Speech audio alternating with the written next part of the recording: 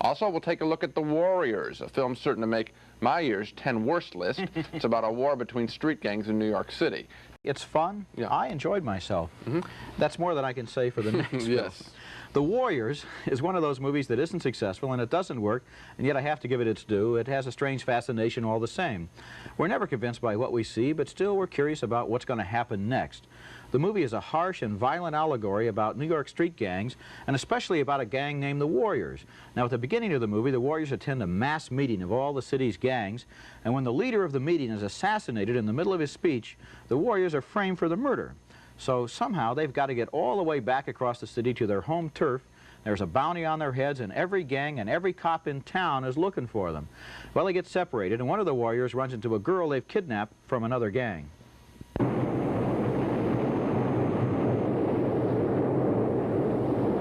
Hey, wait!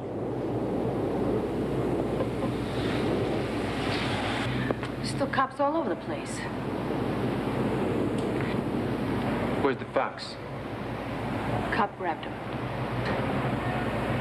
So how come you hung around? I don't know. Where'd you get the coat?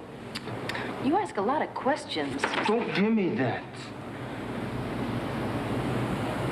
I stole it.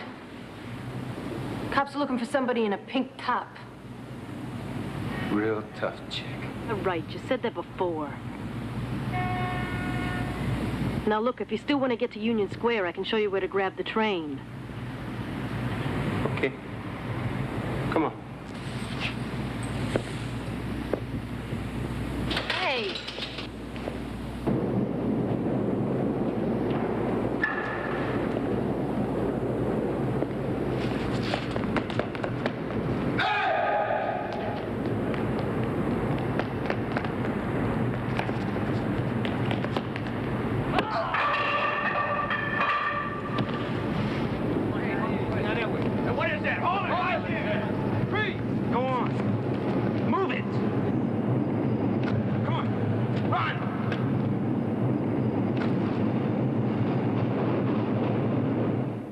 Dancing nimbly past the third rail.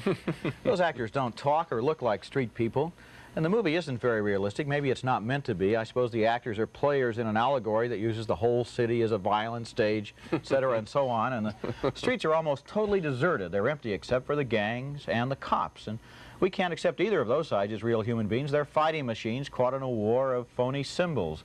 The movie finally becomes so artificial, so stylized, and so mannered that it's more of a distraction than an adventure. We're left with a paradox, though. It's not good, but somehow it's not boring. Well, I'm with you that it's not a very successful film. I found it actually laughable. Some of the dialogue, I tell you, it reminded me of those old 60s cycle films, you know, where the guys revving up their motors. It was laughable, and then it had these high-flown pretensions.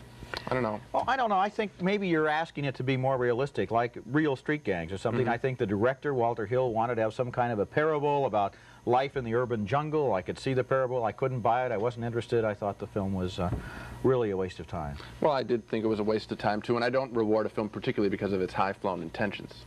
But we also agree that the New York City gang fight film, The Warriors, is destroyed by overwrought symbolism and is more laughable than frightening.